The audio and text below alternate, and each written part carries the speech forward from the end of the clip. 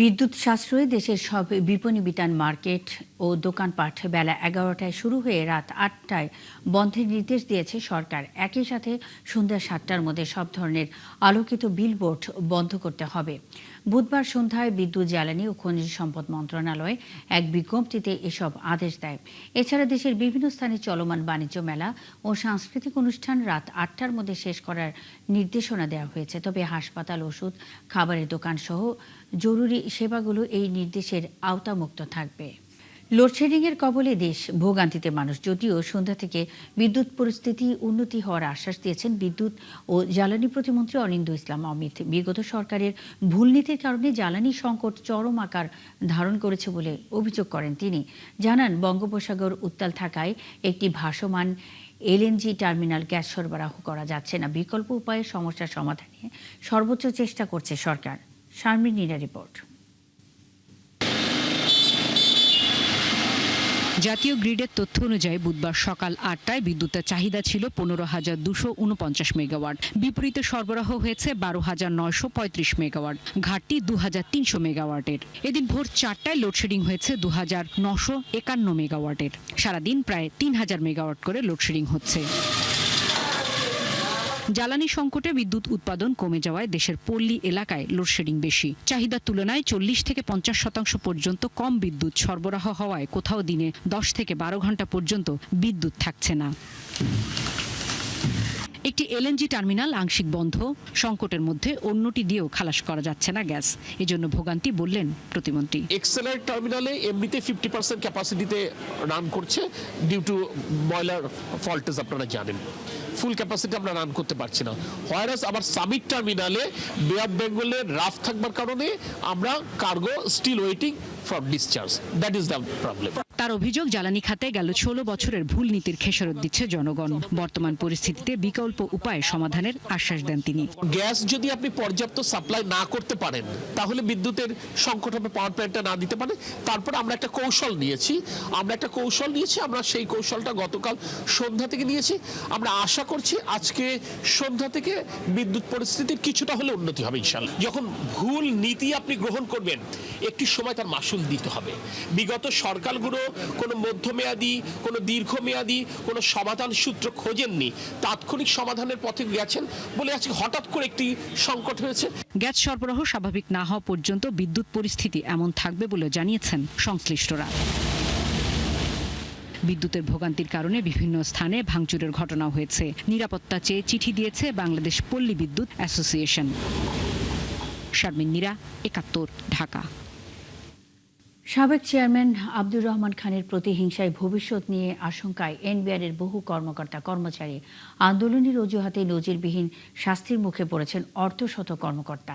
আবার তার ব্যক্তিগত প্রতিহিংসার শিকার হয়েছেন কেউ কেউ, যার প্রভাব পড়ছে রাজস্ব আদায়ে। ভুক্তভোগীদের অনেকেই আব্দুর রহমানের বিরুদ্ধে ঘুষ দুর্নীতিরও অভিযোগ চেয়েছেন তদন্ত। রুহুল আমিনের রিপোর্ট। এই ব্যক্তি একটি কর অঞ্চলের সাবেক কর্মচারী। সামাজিক মর্যাদাহানির আশঙ্কায় ক্যামেরায় চেহারা দেখাতে রাজি হননি। এনবিআরের সাবেক চেয়ারম্যান আব্দুর রহমান খান যখন ডেপুটি কর কমিশনার, তখন ২ বছরের বেশি সময় ছিলেন তার অফিস সহকারী। দীর্ঘ বছর সুসম্পর্ক ছিল তাদের। ওনার সাথে এত গভীর সম্পর্ক দেখা হলে আমারে খুব আদর করতো, ই করতো। ২০২৪ সালে একটি টেলিভিশন চ্যানেলে ওই ব্যক্তির বিরুদ্ধে অবৈধ সম্পদ অর্জনের অভিযোগে খবর প্রচার হয়, যা আমলে নিয়ে আব্দুর রহমান তাকে চাকরিচ্যুত করেন। আমার কমিশনার উনি ফোর্স দিয়ে আমারে সাসপেন্ড করাইছে। দুর্নীতির অভিযোগে অধীনস্থদের চাকরিচ্যুত করা আব্দুর রহমান কি দুর্নীতিমুক্ত? তার সাবেক এই সহকারী জানান, আর ১০ জন অফিসারের মতোই আব্দুর রহমানও নিয়মিত ঘুষ খেতেন। সবাই মনে করেন যেভাবে ট্যাক্স অফিসে যেভাবে ই করে ওইভাবে উনিও করছে। এখন উনি পরে তো মনে করেন প্রমোশন হওয়ার পারছেন না, উনি ওনার দেখায় যে আমি খুব দুধা দোয়া। এসিটি থেকে ডিসিটি প্রমোশন পাওয়ার পর আমার সার্কেল আসছে। সে সময় তো মনে করেন সব কিছুই উনি করতো। লেনদেন করতো। সুসম্পর্ক থাকা সত্ত্বেও একটি সংবাদ আমলে নিয়ে আব্দুর রহমান কেন একজন কর্মচারীকে চাকরিচ্যুত করেন এমন প্রশ্নের উত্তর জানতে কর অঞ্চলটির একাধিক কর্মকর্তার সঙ্গে কথা হয় প্রতিবেদকের। তাদের ধারণা, অতীত জানাই কাল হয়েছে সেই কর্মচারীর জন্য। আব্দুর রহমানের প্রতিহিংসার শিকার হয়েছেন আরও বহু কর্মকর্তা কর্মচারী। তাদেরই একজন বিসিএস 29 ব্যাচের কর্মকর্তা দ্বিতীয় সচিব আব্দুল আহাদ। 2024 সালে সেপ্টেম্বরে উচ্চশিক্ষার জন্য যুক্তরাজ্যে পাড়ি জমান। লেখাপড়া শেষে নিয়ম মেনে কর্মস্থলে যোগ দেন তিনি, কিন্তু তার বিরুদ্ধে পলায়নের অভিযোগ আনা হয়। উনি শুনানিতে আমার পাসপোর্ট, বোর্ডিং পাস ইত্যাদি চেয়েছেন, যেটা আসলে বিচারিক কর্তৃপক্ষের এখতিয়ারের মধ্যে পড়ে না। তাছাড়াও 4 বার শুনানির তারিখ পরিবর্তন করেছেন। এছাড়া আমার জবাব ওনারা গ্রহণ করতে চাননি, এই মর্মে আমার কাছে প্রমাণাদি রয়েছে। তদন্তে নির্দোষ প্রমাণ হওয়ার পরও আদেশে এই কর্মকর্তাকে সতর্ক করেন আব্দুর রহমান। আমি যোগদান করেছি এটা তাদেরকে প্রমাণ দেওয়ার পর তারা শেষ পর্যন্ত আমাকে অভিযোগ প্রত্যাহার করে নিয়েছে, আবার সেই সাথে আমাকে সতর্ক করলো। কিসের সতর্ক বা কী আচরণে সতর্ক হবে সেটা আসলে কথা উল্লেখ করেনি, এবং এই সতর্ক হওয়ার ব্যাপারটি আমার কাছে মনে হচ্ছে ব্যক্তিগত প্রতিহিংসা পরায়ণতা থেকে। জাতীয় রাজস্ব বোর্ড থেকে পত্র দিয়ে অভ্যন্তরীণ সম্পদ বিভাগকে জানানো হয় যে আমি প্রমোশনের জন্য এলিজিবল বা পদোন্নতি আমি পেতেই পারি। তারপরেও আমাকে কোনো কিছু না জানিয়েই পদোন্নতি বঞ্চিত করা হয় পরপর 2 বার, 24 সালের শেষের দিকে একবার, আর এই 2026 সালের প্রথম দিকে। কাস্টমসের একজন ডেপুটি কমিশনার লিয়েনে ছিলেন জেনেভায় ওয়ার্ল্ড কাস্টমস অর্গানাইজেশনে। এনবিআরের আন্দোলন চলাকালে সেই কর্মকর্তা জ্যেষ্ঠদের দুর্নীতি নিয়ে হোয়াটসঅ্যাপ গ্রুপে একটি পোস্ট দেন। এরপর তার লিয়েন বাতিল করেন আব্দুর রহমান। এসবের বাইরে এনবিআর পৃথকীকরণ আন্দোলনের কারণে প্রায় অর্ধশত কর্মকর্তা কর্মচারীকে শাস্তি দেন আব্দুর রহমান। বাধ্যতামূলক অবসর দেন কয়েকজন জ্যেষ্ঠ কর্মকর্তাকে। 2 জন সিনিয়রই বলেছেন যে কারো এগেইনস্টে কোনো ব্যবস্থা নেওয়া হবে না। আপনারা তো ছিলেন, তো তখন তো আপনারা তো সব কভার করছেন। এ কথা কি সঠিক না? মিডিয়াতে তারা 2 জন বলেছেন যে কারো এগেইনস্টে কোনো ব্যবস্থা নেওয়া হবে না।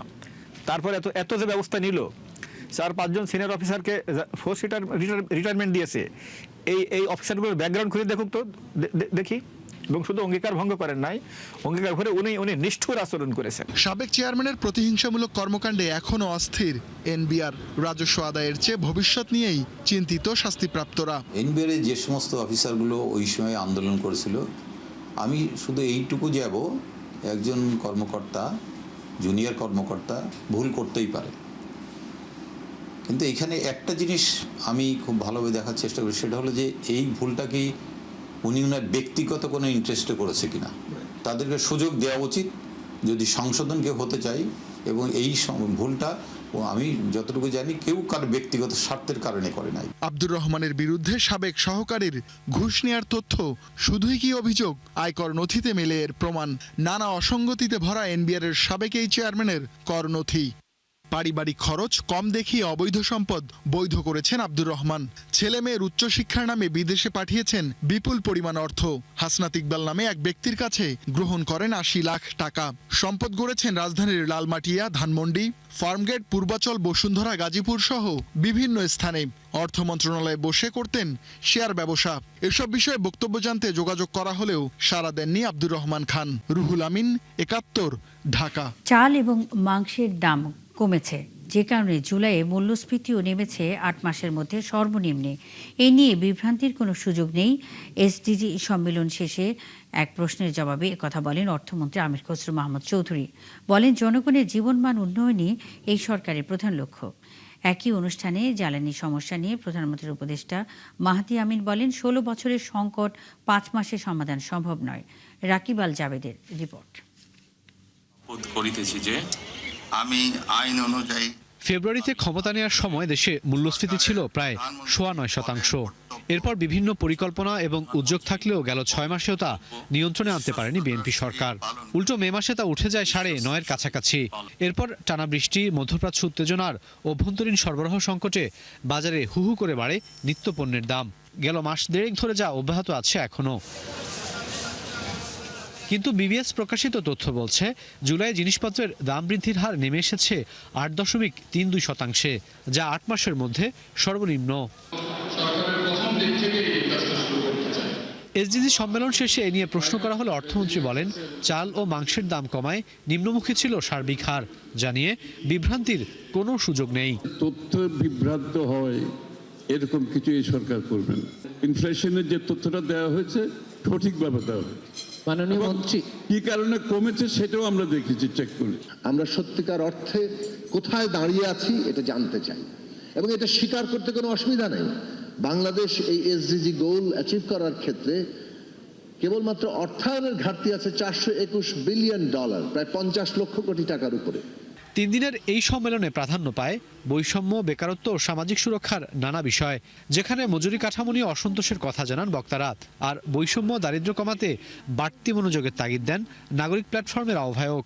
আমরা এমন প্রবৃত্তি চাই যা কর্মসংস্থান সৃষ্টি করবে, এমন সমৃদ্ধি চাই যার সুফল দেশের প্রতিটি অঞ্চলে পৌঁছাবে। নারীর বৈষম্য তো রয়েছেই, অন্যান্য ক্ষেত্রেও যে রয়েছে, এবং আমরা দেখেছি যে আন্তঃপ্রজন্ম কিভাবে বৈষম্য সৃষ্টি করে, এবং বিশেষ করে জলবায়ুর ক্ষেত্রে এই আন্তঃপ্রজন্ম আমাদের যে বিদেশি আমাদের যে সমস্ত দায়দেনা আছে সেইগুলিকে আমরা পরের প্রজন্মে দিয়ে যাচ্ছি। অনেকগুলো এই পিছিয়ে থাকা মানুষদের জন্য তথ্য উপাত্ত নাই। আমরা বলি যে যখন তথ্য উপাত্ত থাকে না তখন আর you are not counted, you are also not on the table. আলোচনার এক পর্যায়ে সামনে আসে চলমান জ্বালানি সংকট। এ নিয়ে প্রধানমন্ত্রীর উপদেষ্টা মাহাদি আমিন বলেন, 16 বছরের সমস্যা 5 মাসে সমাধান সম্ভব নয়। অবশ্যই বাংলাদেশে একটা বড় সমস্যা বর্তমানে জ্বালানি ক্ষেত্রে, কিন্তু 16 বছরের যে সমস্যা বাস্তবিকভাবে 5 বা 6 মাসে সেই সমস্যা 100% সমাধান করা সম্ভব হয় না। সম্মেলনে সামাজিক নিরাপত্তা খাতে প্রয়োজনীয় বরাদ্দ ও ব্যয় নিশ্চিতের আশ্বাস দেন সমাজ কল্যাণমন্ত্রী। 5 বছরের জন্য ম্যান্ডেট দিয়েছে, we want to finish it by 4 years, so that 1 বছর মানুষ আমাদেরকে অ্যাসেস করবে, দেন 5th ইয়ার আমরা মানুষের কাছে যাব। ইয়েস, আমরা এই কমিট করেছিলাম আপনাদের কাছে before election, this is our performance, now you need to decide. Rakib Al Javed, 71, Dhaka. Bangladesh Bharat সম্পর্কে শীতলতা কাটছে ধীরে ধীরে। পর্যটন ভিসা চালু হওয়ায় এবং মেডিকেল ভিসা বাড়ায় স্বাভাবিক হচ্ছে মানুষের যাতায়াত। কলকাতার নিউ মার্কেট এলাকায় ফিরতে শুরু করেছে ব্যস্ততা। বাংলাদেশি পর্যটকদের উপর নির্ভরশীল এই এলাকার ব্যবসায়ীরা দেখছেন আশার আলো। কলকাতা থেকে সত্যজিৎ চক্রবর্তীর তথ্য ও চিত্রে জানাচ্ছেন দেওয়ান মোবাশ্শিরা হোসেন। প্রায় 2 বছর পর বাংলাদেশিদের জন্য আবারও ভারতের পর্যটন ভিসা চালু হয়েছে। পাশাপাশি বেড়েছে মেডিকেল ভিসার অনুমোদন। ফলে সড়ক ও আকাশপথে ভারতে বাংলাদেশি নাগরিকদের যাতায়াত বাড়ছে। পেট্রোপোল স্থল সীমান্ত দিয়ে 1.5-2 সপ্তাহ আগেও প্রতিদিন গড়ে প্রায় 1000 থেকে 1200 বাংলাদেশি ভারতে যাতায়াত করতেন। বর্তমানে সেই সংখ্যা বেড়ে দাঁড়িয়েছে 2500-এ। অন্য স্থলবন্দর ও বিমানপথ মিলিয়ে প্রতিদিন ভারতে যাচ্ছেন 4000-এর বেশি বাংলাদেশি। বাড়তেই চলছে। আগে যেমন আমাদের গাড়ি আমরা ভোট দেখতাম যে গাড়ি 10 জন 12 জন, এখন দেখছি 20 তারিখ পর্যন্ত ফুল গাড়ি, সব ফুল ওদিক থেকে আসা। তবে এর বড় অংশই যাচ্ছেন চিকিৎসার প্রয়োজনে। পর্যটন ভিসায় যাচ্ছেন প্রায় 20%। আর এই পর্যটকদের অন্যতম প্রধান গন্তব্য কলকাতার নিউ মার্কেট। ভাষা, খাবার ও সংস্কৃতির মিল থাকায় দীর্ঘদিন ধরেই বাংলাদেশি পর্যটকদের কাছে জনপ্রিয় এই এলাকা। অনেকটাই সিচুয়েশনটা ভালো হয়েছে, এটা আমাদের খুশির ব্যাপার আছে যে আবার আমরা ওই পুরনো দিনটা আমাদের দেখা যাবে।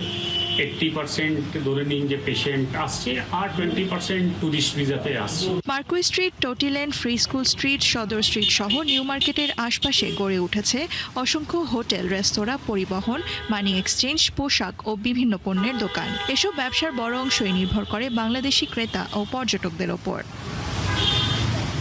ভিসা কার্যক্রম স্বাভাবিক হওয়ায় এখন ধীরে ধীরে বাড়ছে ব্যবসা। হোটেল থেকে পরিবহন, মানি এক্সচেঞ্জ সবখানেই দেখা যাচ্ছে পরিবর্তনের চিত্র। আশা এখন যেরকম পার্সেন্টেজ আসছে তাতে যদি এরকমই আরো বাড়তে থাকে তাহলে আশাবাদী আর আরো অনেক বেটার হবে। খুশি তো সবসময় থাকি, আমরা কলকাতার লোক সবসময় খুশিতে থাকি। এবার প্যাসেঞ্জার বাড়লে আর একটু ভালো হবে, হ্যাঁ, এবং সব উভয় পক্ষেরই আপনার বাংলাদেশের থেকে প্যাসেঞ্জার তারা আসছে, তারাও খুশি হবেন, আমরা ধরো ব্যবসা বললে আমরাও খুশি হব। তবে ব্যবসায়ীদের প্রত্যাশা শুধু চিকিৎসা নয়, পর্যটন ভিসায়ও বাংলাদেশি পর্যটকদের সংখ্যা আরো বাড়বে। কারণ সামনে রয়েছে স্কুলের ছুটি এবং পূজার মৌসুম। নিরাপত্তার ইস্যু নিয়ে আমি পর্যন্ত ফিল করিনি, অন্য কেউ ফিল করেছে কিনা সেটার উত্তর আমি দিতে পারবো না, কিন্তু আমার কাছে এই পর্যন্ত কোনো অনিরাপত্তাজনক কিছু মনে হয়নি। করি যে আমাদের ট্যুরিস্ট ভিসাটা যদি আরো ইজি করে দেয় তাহলে বাংলাদেশের মানুষ কলকাতা আসতে পারবে এবং দুই দেশের সম্পৃক্ততা আরো একটু ভালো হবে এবং ব্যবসা বাণিজ্য অনেক ভালো হবে। দুই দেশের রাজনৈতিক সম্পর্কের ওঠানামার প্রভাব পড়েছে মানুষের যাতায়াত ও ব্যবসায়। তবে সেই দূরত্ব কমিয়ে আবারও বাড়ুক দুই বাংলার মানুষের যোগাযোগ, এমনটাই প্রত্যাশা ভারতের ব্যবসায়ী ও বাংলাদেশি পর্যটকদের। দেওয়ান মুবাশশিরা হোসেন, ৭১। দর্শক, চলছে সংবাদ সংযোগ সরাসরি সংবাদ অনুষ্ঠান দেখতে চোখ রাখুন ৭১-এর ফেসবুক পেজ এবং সাবস্ক্রাইব করুন ৭১-এর ইউটিউব চ্যানেল। থাকুন ৭১-এর সাথে।